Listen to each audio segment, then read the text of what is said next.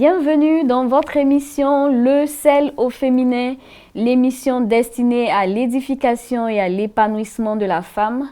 C'est un réel plaisir pour nous de partager avec vous un nouveau thème. Pensez-vous avoir déjà fait une offrande qui ait ému le cœur de Dieu?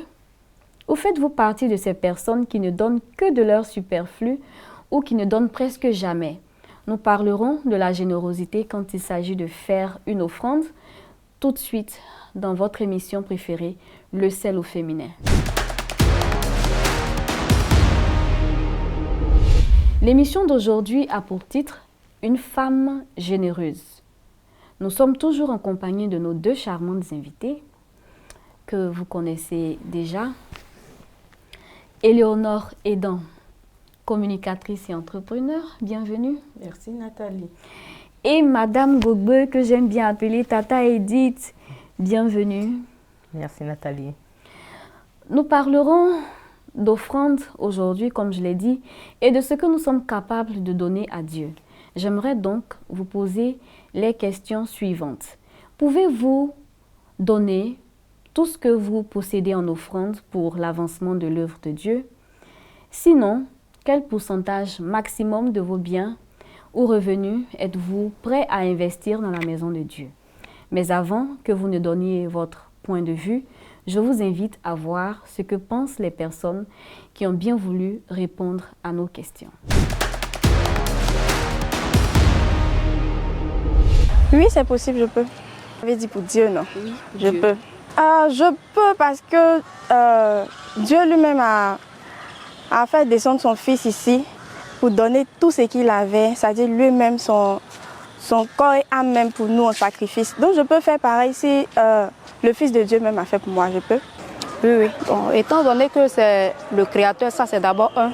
Donc je vois comme ce don-là, c'est une forme de reconnaissance, voilà, du créature que je suis envers mon Créateur.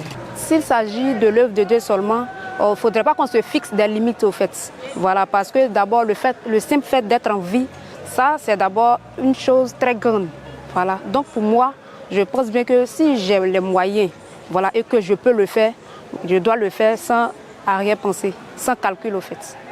Non, je ne pourrais pas. Parce que si c'est vraiment tout ce que j'ai, ça serait un peu compliqué. Mais je pourrais donner une grande partie de ce que j'ai, je possède, mais je ne pourrais pas tout donner. Peut-être à 80%. À 80%. Nous avons bien suivi. Certains disent qu'ils sont prêts à tout donner. D'autres, par contre, ne sont pas prêts à tout donner. Et c'est leur point de vue et nous respectons leur point de vue. Dites-nous un peu, Éléonore, est-ce que tu es capable de tout donner en offrande? Oui, je suis capable de tout donner en offrande, dans la mesure où ce que j'ai, en réalité, ne m'appartient pas. Dieu me prête cela ou peut-être me laisse gérer cela pour accomplir des tâches bien définies. Donc, sans problème, je peux tout donner. Est-ce que tu l'as fait déjà une fois? Oui, je l'ai déjà fait. Ok. Je partage l'expérience. Oui. Ok. Dieu dit dans sa parole que toutefois que vous ferez ces choses, c'est à moi que vous les aurez faites. Donc, il y avait une jeune fille qui m'appelle affectueusement maman, qui est venue à mon domicile un jour. On était pratiquement à la fin du mois et il ne me restait que 5 000 francs en tout et pour tout. Et elle est venue, elle m'a expliqué son problème. Elle avait vraiment besoin d'argent puisqu'elle a des enfants à bas âge. Et depuis un moment déjà, il n'avait pas encore mangé. Donc, j'ai dit à Dieu, je lui donne tout parce que je sais que c'est toi qui pourvois à mes besoins.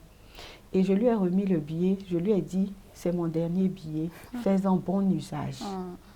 Et je lui ai remis, elle est partie. Mais ce qui m'a réconfortée, c'est que cette jeune fille n'a pas utilisé tous les 5 000 pour manger. Elle a pris une partie, elle a acheté un grand sac de charbon qu'elle a revendu. Et l'autre partie, elle a utilisé pour manger avec les enfants. Et j'étais vraiment contente de savoir que tout ce que j'avais donné avait servi au moins à faire beaucoup de choses. Merci Éléonore, ton témoignage est très touchant. Tu as dit, tu l'as déjà fait une fois? Oui, plusieurs fois. Ok. comme Éléonore l'a dit si bien, l'argent que nous avons ne nous appartient pas. Nous sommes en partenariat avec Christ. Et dans la mesure où nous sommes en partenariat, il y a les moments où cela exige des sacrifices. Moi, on m'a éduqué que le premier salaire, généralement les gens le donnent souvent, partagent le premier salaire avec leurs parents pour leur dire, écoutez, Dieu m'a béni, j'ai commencé à travailler, je partage. Mais moi, j'ai été plutôt éduquée dans le sens que ton premier salaire, c'est une offrande totale qu'on fait à l'Éternel. Et généralement, certains appellent ça prémisse, d'autres appellent ça comme ils veulent bien l'appeler. J'ai travaillé, j'ai bossé pendant le mois et j'ai tout donné. Mais je reconnais que l'Éternel est celui qui pourvoit. Quand j'ai tout donné, je peux te rassurer, Nathalie, que j'ai eu le double au cours du mois. Je ne sais pas comment, mais je me suis rendu compte que j'ai eu le double. Ben, je comprends parce que j'ai déjà fait l'expérience moi aussi. Donc, c'est quelque chose vraiment... De bien. De bien. Oui. Mais il faut que ça vienne du cœur. Oui. On a d'ailleurs l'exemple d'une femme dans la Bible qui a aussi tout donné. Oui. Et c'est d'elle que nous parlons aujourd'hui, dont le thème c'est une femme généreuse. Son histoire se trouve, Éléonore, dans... Oui. Nous voyons l'histoire de cette dame dans le livre de Marc. Marc 12, les versets 41 à 44. Tu peux nous les lire, s'il te plaît. D'accord, avec plaisir. La pauvre veuve. Jésus s'étant assis vis-à-vis du tronc, regardait comment la foule y mettait de l'argent. Plusieurs riches mettaient beaucoup. Il vint aussi une pauvre veuve. Elle y mit 2 petites pièces, faisant un quart de sou.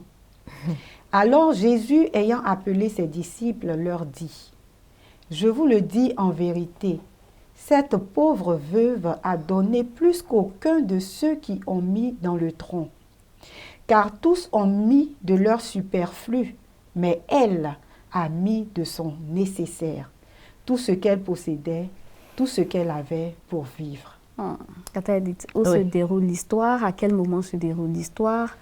De qui s'agit-il? Quel est le personnage principal? Alors, le décor est planté. Hein? On voit Jésus en face des gens qui viennent remettre leur argent, certainement dans le temple, et il voit la scène se dérouler devant lui. En tant que Dieu, parce que Jésus est Dieu, en tant que Dieu, il voit le cœur, il voit les sentiments qui animent les uns et les autres, et il voit cette dame, qui a été qualifiée de pauvre veuve. Donc, non seulement elle est veuve, mais elle est pauvre. Et elle a pris les 2 sous qu'elle avait. Peut-être qu'elle chérissait bien, ou alors elle avait toute une planification sur ces 2 sous. Mais le moment venu, elle a pris son argent, elle allait déposer dans le tronc. Donc elle est qualifiée de généreuse parce que vraiment elle a tout donné. Mais Nathalie, elle s'est dépouillée. Elle s'est dépouillée. Elle s'est dépouillée puisqu'elle n'a plus rien. Elle s'est dépouillée et elle a donné ce qu'elle avait. Et je pense qu'elle a donné ça de bon cœur. Oui. Pourquoi Jésus la présente comme étant celle qui a fait le plus de dons? Ben, tout donner, c'est quelque chose qui est difficile à faire. Tout donner. Quand je dis tout donner, je dis tout. C'est pas qu'on a quelque chose en réserve ou bien qu'on sait que quelqu'un nous doit de l'argent qu'il va nous donner ce soir, donc ce qu'on a, on donne. Non. Tout, sans savoir comment on va faire après. Ça, c'est un grand sacrifice. Et ça ressemble beaucoup au sacrifice que Dieu a consenti pour nous. Il a donné son Fils unique. Il n'en avait pas d'autre, un seul. Et il a donné, pas pour quelques jours, pas pour une année, mais il a donné sa vie pour que nous soyons sauvés. Et il n'y a pas de plus grand sacrifice que de donner tout ce qu'on a. Je vais rebondir sur ce qu'Éléonore a dit. Elle dit Dieu a donné son Fils, son unique. Mais c'est mieux que ça. Dieu a vidé le ciel. Oui. Il a vidé le ciel de toute sa substance pour que nous, qui sommes sur terre, et qui ne méritons d'ailleurs rien, nous puissions bénéficier de cette grâce. Alors pourquoi hésiter de donner? Pourquoi hésiter de faire notre part? Puisqu'il a déjà fait presque la totalité de ce qui devrait être fait. Dans la petite portion qui nous reste à faire, et d'ailleurs même c'est juste pour tuer notre égoïsme en nous, pour tuer notre égocentrisme qu'il nous permet de donner, sinon il n'a pas besoin de notre argent, pas du tout. D'accord. Est-ce qu'après, on peut tout le temps tout donner? Normalement, c'est ce qui devrait être si nous voulons obéir au Seigneur. Tout donner, tout le Tout temps. donner, oui, Tout le parce temps. que Dieu n'est pas là physiquement pour qu'on lui donne tout ce qu'on a. Donc, c'est à ceux qui nous entourent que nous donnons et que Dieu reçoit. Comme je l'ai dit, quand vous le ferez à l'un de ses plus petits, c'est à moi, dit le Seigneur. Donc, souvent, il y a des gens qui s'approchent de nous et qui nous demandent. Et quand on regarde dans notre porte-monnaie, peut-être qu'il nous reste juste le transport ou bien il nous reste juste la portion de la journée. Et on se dit, bon, j'en ai pas assez, désolé, je peux rien te donner. Est-ce qu'il n'y a pas un pourcentage moi, j'ai plutôt... fixé que Dieu même a déjà fixé qu'il faut donner? Je sais qu'on peut donner. Oui. On peut tout donner. Oui. C'est possible, mais donner tout le temps, est-ce que c'est possible? Mais Nathalie, moi je voudrais rebondir sur ce que Éléonore a D'accord. dit. La Bible dit clairement, aime ton prochain comme toi-même. Tu ne peux pas aimer ton prochain plus que toi-même. Alors ce que tu as, et puis Dieu le spécifie tellement clairement parce qu'il sait que nous avons des besoins. Il sait que nous avons peut-être de la famille et il nous dit clairement ce que nous devons donner. Parce qu'il n'est pas allé par 1000 chemins, il te dit, moi ce dont j'ai besoin provenant de toi et que je t'impose d'ailleurs, c'est que tu me rendes la dîme, que tu me rendes mes 10%. Mais quant à ce qui est de l'offrande et quant à ce qui est de l'aumône, tu juges en fonction de ce que ton cœur ressent. Donc, je ne pense pas qu'il faille tout donner. Tout le temps? Tout le temps, non. Mais il y a des moments... faire l'expérience où on veut tout donner. Oui, certes, mais il y a des moments où on peut tout donner. Parce qu'on voudrait faire quelque chose avec le Seigneur. Mais le Seigneur ne nous demande pas de nous dépouiller tout le temps. D'accord. Ça dépend à qui on donne. Comme je l'ai dit, quelqu'un vous demande de l'aide. Ça peut être tous les jours qu'on nous demande de l'aide. Ben, si je n'ai que 500 francs et que quelqu'un vient, j'ai faim, je n'ai rien mangé. Et si tu as 1 million? Si tu as 1 million, mais j'ai faim, je n'ai rien mangé, il ne va pas manger pour 1 million. On peut lui donner un peu. Une partie. Voilà, mais je parle du cas où, la plupart du temps, on ne se promène pas avec 1 million. Ou alors tu es dans la stricte restriction que tu as. Voilà, et c'est dans parce que par jour quand même, on se dit, je peux sortir avec tant de francs, ça peut suffire. On ne sort pas avec tout son argent. Voilà, on doit être à mesure de pouvoir quand même donner, c'est-à-dire se priver de quelque chose et aider quelqu'un qui est en face. C'est cette privation-là qui peut constituer tout pour toi. Alors moi, je pense qu'Éléonore parle d'un cas vraiment particulier, des cas particuliers, c'est-à-dire dans une journée, j'ai décidé que moi, ce que je peux avoir comme dû, c'est peut-être 2000 francs. Et il y a quelqu'un qui vient avec un problème de 2000 francs. Je préfère me sacrifier pour les 2000 francs et je les lui donne. Mais je pense que Nathalie pose la question dans le sens de la globalité. Est-ce qu'il faut se dépouiller tout le temps de tout? Je pense que c'est bien ça la question. Oui, c'est bien ça, tu as bien compris la question. Je pense qu'on ne peut pas aimer l'autre plus que soi-même. D'accord. On aime l'autre comme soi-même. On va revenir donc dans le sujet, puisqu'on parle de générosité, mais dans les dons à Dieu. Parlons un peu de ces riches-là. La Bible dit qu'ils ont donné beaucoup. Mais en réalité, vers la fin, on s'est rendu compte que c'était de leur superflu. Oui. Quelqu'un qui est riche a énormément d'argent. Donc, beaucoup, ce n'est rien pour lui. C'est juste une partie de ce qu'il a. On va dire, il a fait ses prévisions et il y a encore de l'argent qui est resté. C'est ça qu'il a donné. Donc, Dieu appelle ça le superflu. C'est-à-dire, ce qui ne te fait pas mal de donner. Ce qui ne te met pas dans une situation inconfortable quand tu donnes. C'est ça le superflu. Tata dit, tu veux Oui, mais parler du superflu? Non, mais je rebondis tout simplement sur ce que Éléonore dit, et ça, c'est vrai. Nous voyons des gens qui viennent à l'église, ils ont des enveloppes bien remplies, bien bourrées, mais ça ne touche pas à leur quotidien. Non. Ça ne dérange pas leur fonctionnement, n'est-ce pas? Ça ne touche même pas, écoute, mais ça ne leur enlève même pas un brin de souci. Ils donnent ça aussi aisément qu'ils te diraient bonjour, n'est-ce pas? Donc ça, c'est vraiment le superflu.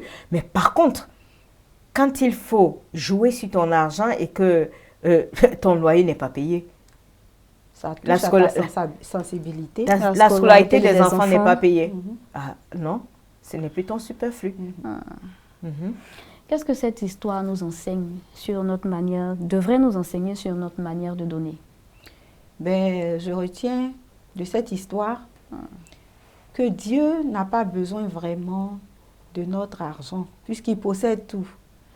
L'or et l'argent lui appartiennent.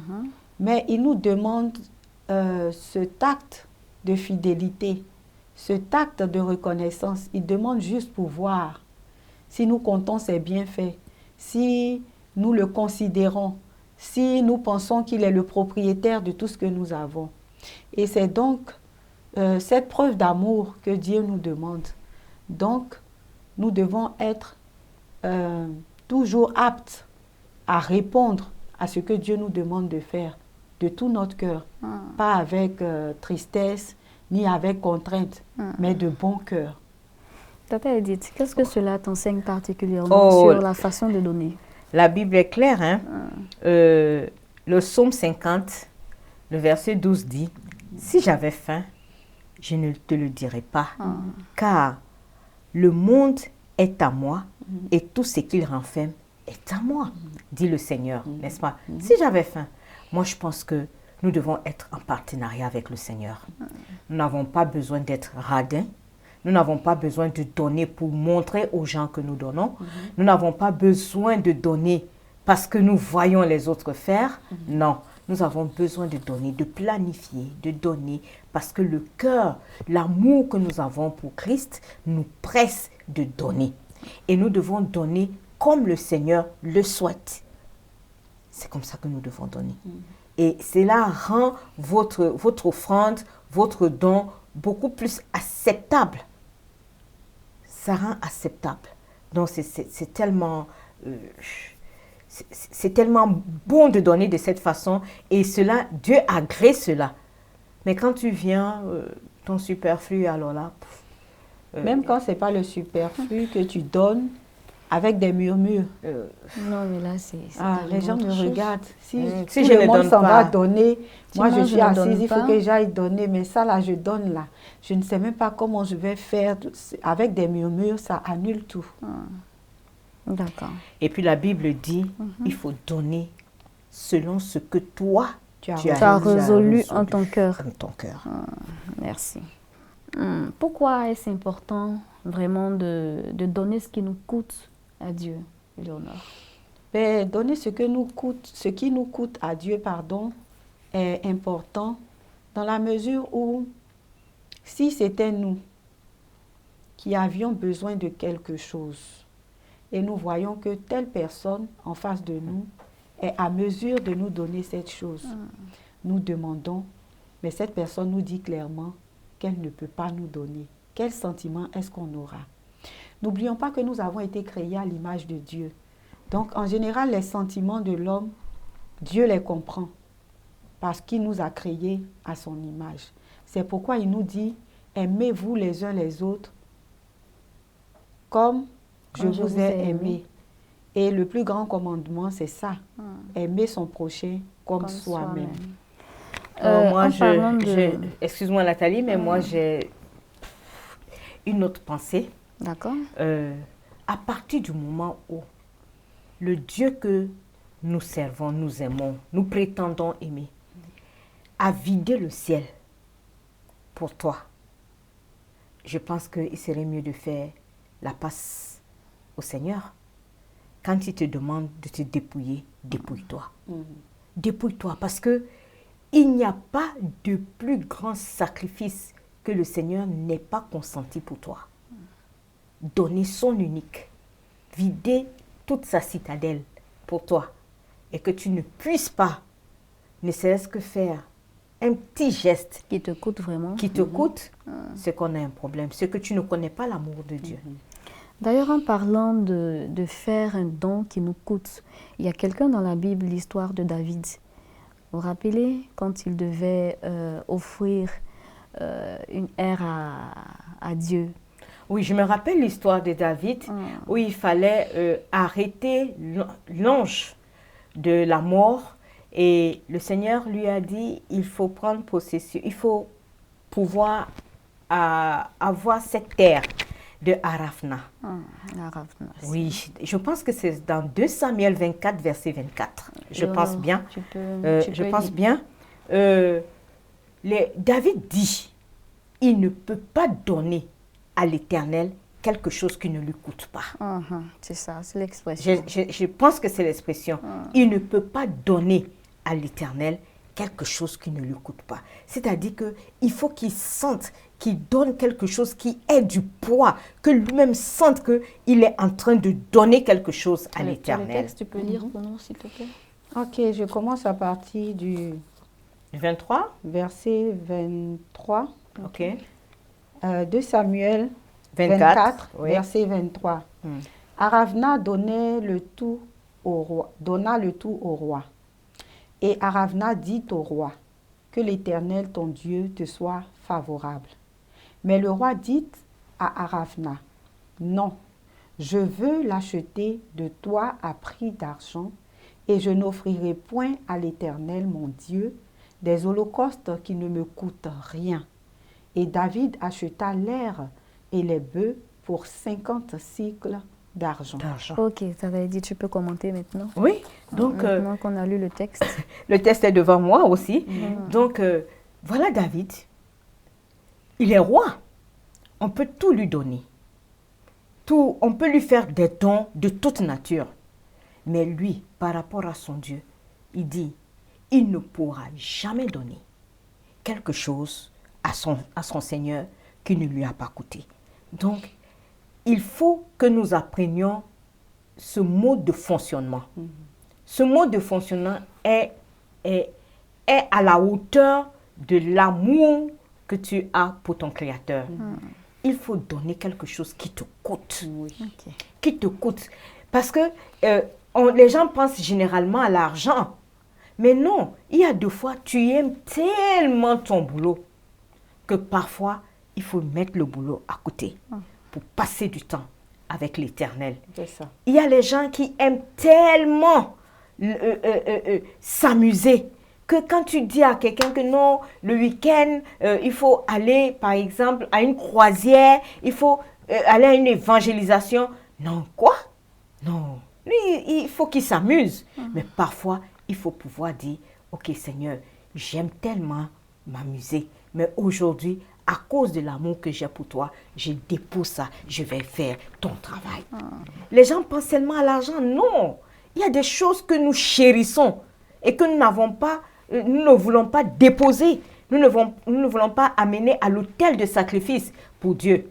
Non, il faut pouvoir le faire. Et moi, je voudrais juste dire que il ne faut pas qu'il y ait quelque chose qui prenne le dessus sur l'amour qu'on a pour Dieu. En parlant de ne pas avoir quelque chose qui soit au-dessus de l'amour qu'on a pour Dieu, Léonore, tu veux rebondir un peu sur le sujet? Oui, c'est ce qu'Edith a dit, notre temps, c'est ce qu'on chérit le mieux. On fait des prévisions, la journée, le mois, l'année et tout, mais on ne met pas dans tout ça le temps de Dieu. Et malgré ça, Dieu nous dit dans Exode 20, « Souviens-toi du jour du repos pour le sanctifier. » C'est-à-dire que Dieu nous demande de nous rappeler dans tout ce que nous faisons et de mettre ce temps-là à côté pour lui, pour l'adorer, pour le contempler, pour le louer. Et sur ce temps encore, on grignote. Parler de générosité en termes de biens, c'est vraiment intéressant. Tata Edith, nous tendons vers la fin de l'émission. Est-ce que tu peux vraiment nous donner ton mot de fin. Ok, la nature d'un chrétien devrait être généreux. Pourquoi? Parce que le Christ, en fait, Dieu a été généreux envers nous en nous donnant son Fils. Nous, en contrepartie, le peu que nous pouvons avoir, le peu que nous possédons, nous devons être généreux. Parce que, comme Éléonore l'a si bien dit tout au long de l'émission, il faut donner au prochain. Il faut montrer que nous aimons Dieu que nous ne voyons pas. Il faut que nous le fassions voir à travers nos semblables à qui nous venons en aide. Donc, il faut être généreux. Généreux ne veut pas dire qu'on est faible. Généreux ne veut pas dire que on veut se prévaloir, s'enorgueillir devant les autres. Non, on peut faire ces choses dans la simplicité, dans l'anonymat, on peut faire ces choses dans la discrétion, on peut faire ces choses, mais ce qu'on doit retenir, c'est que la générosité nous permet d'être plus proches de notre Seigneur. D'accord, Éléonore. Oui, donner, c'est une grâce. C'est une grâce que de donner. Souvent, on aime recevoir. Ça, c'est dans la généralité des cas. On aime bien recevoir. Pourtant, il y a plus de joie à donner qu'à recevoir. Il y a plus de joie à donner qu'à recevoir. C'est vrai, on peut être dans une situation où on a besoin de choses. C'est un temps. Moi, je me rappelle qu'on était un peu plus jeunes. On allait à l'église, on était à la chorale, dans le mouvement de la jeunesse, mais il y avait des réunions et il fallait y être. On habitait un peu loin de l'église, mais on faisait tout. On marchait des fois avec mes frères et sœurs, mais on était présents. Personne ne savait comment on venait, comment on repartait. On venait, ça c'est ce que nous, on pouvait donner, parce qu'à l'époque, on était jeunes, on n'avait pas d'argent. Mais Dieu a fait qu'à chaque fois, il y a quelqu'un qui nous dise, bon, tiens 1000 francs, mets ça sur toi, on ne sait jamais. Et c'était comme ça, Dieu pourvoyait toujours. Mais à côté de ça, Dieu nous a aidés aujourd'hui. Nous ne sommes plus ces jeunes qui n'avons rien. Donc nous devons être à la place de ceux qui nous donnaient à l'époque pour donner aussi à ceux qui sont dans cette situation. Donc on ne va pas rester éternellement là à recevoir, à demander. Il faut donner aussi à un moment. Merci infiniment, Éléonore et Tata Edith, d'avoir participé à cette émission. C'était très intéressant. Cher ami, je te repose la question. Penses-tu avoir déjà fait une offrande qui ait déjà ému le cœur de Dieu? Ou fais-tu partie de ces personnes qui ne donnent que de leur superflu, ou qui ne donnent presque jamais, ou qui ne donnent jamais rien? Cette histoire nous enseigne qu'il faut donner à Dieu ce qui nous coûte, et non de notre superflu. Le sel au féminin, c'est fini pour aujourd'hui. Nous vous remercions de nous avoir suivis et ne manquez surtout pas le prochain épisode.